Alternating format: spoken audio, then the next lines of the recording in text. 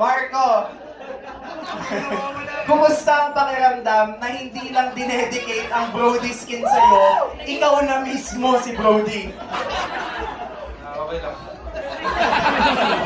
Ano nararamdaman mo ngayon? Ano nararamdaman mo ngayon? Nahihiya. Ay, Gusto mo ba samahan ka sa stage sa mga ka-team mo? Okay. Please!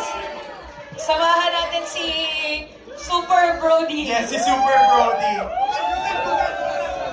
Parang bagay sa'yo to. Dapat pupunta ka yata ng MPL nang nakaganyan. Feeling ko sa next game nila.